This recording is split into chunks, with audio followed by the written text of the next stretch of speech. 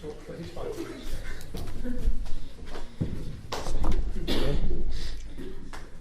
Okay, so I'll try and keep this short, and if you will forgive me, this is a slightly rambling speech, so this was rather happily put together earlier today. But first I'm going to clarify my position, and I do prefer to use the word agnostic rather than atheist. So I may not be a man of faith, so I doubt that there is some all-powerful, omnipotent being out there sort of lording it all over us little people. But I would prefer to keep an open mind. After all, you can never be too careful these days. But rather than be drawn into a debate about the existence of God or gods, depending on your outlook, let's focus on with the question at hand, which is, of course, the actual benefits of religion itself.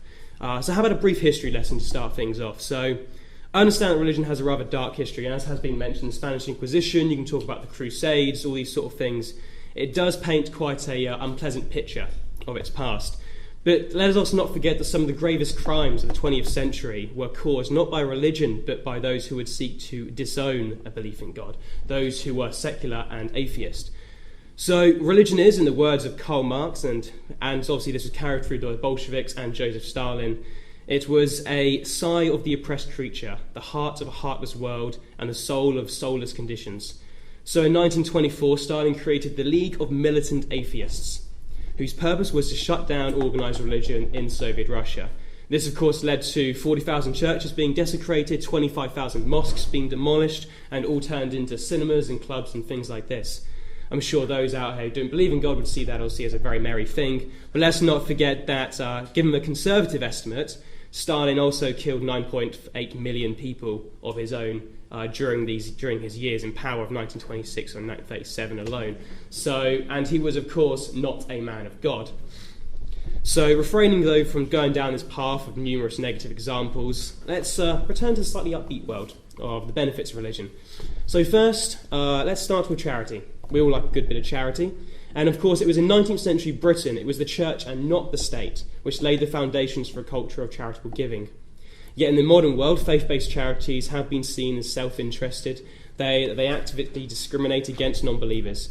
I'm sure that some do, just as some charities are, of course, a mere hoax to hide an individual's wealth for the purposes of tax evasion. These are rare cases, though, and because of past mistakes, faith-based charities are now some of the most scrutinised bodies in the UK. They're some of the most responsible and some of the most accountable. The same can't be said for those who avoid tax. So faith-based charities, especially in the international context, can boldly go where no secular charity dare not. So, for example, let us take Islamic Relief Worldwide.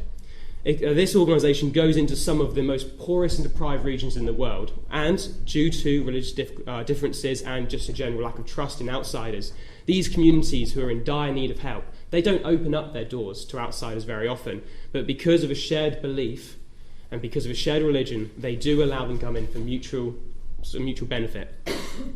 And also, just quickly, Arthur Brooks of the Hoover Institution of Stanford University has carried out numerous research into this, and in America at least, it was that secular charities receive more money from believers, from those of faith, than they do from non-believers. So that can kind of be religion and those of religion sort of transponding the boundaries between a belief in God and not a belief in God.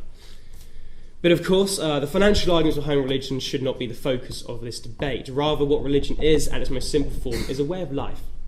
It offers moral guidance on how to be a good person. And yes, okay, this moral guidance has seeped into every section of society. I'm not saying that all atheists are bad people and all religious people are good people. That's obviously not the case. But the basic fact of you treat others as you wish to be treated yourself, and that message came historically from religion. It's come from those who have faith, those who do believe in goodness.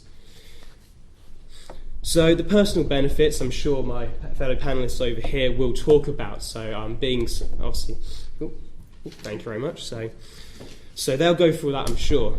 But I have painted a rather rosy picture of religion, and I don't pretend that some aspects of it are outdated. Yet the signs of the slow march of progress are there, even in a naturally conservative organisation, say, such as the Catholic Church. I use this as an example as, on May the 8th, a gathering of over 1,000 Catholics took place in Dublin, and this was a forum in which to discuss the future of the Catholic Church and the age profile of those who are arguing for progress, for change, for the Church to actually catch up with the rest of society. Their main profiles are priests and nuns in their 50s and 60s.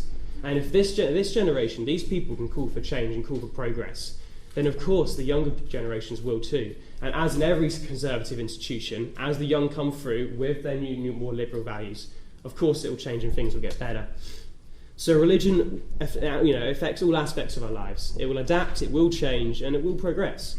It will just, of course, take a little bit longer. But with millions and millions of people all over the world believing in it, if it was to disappear overnight, it would be sheer anarchy. Thank you very much.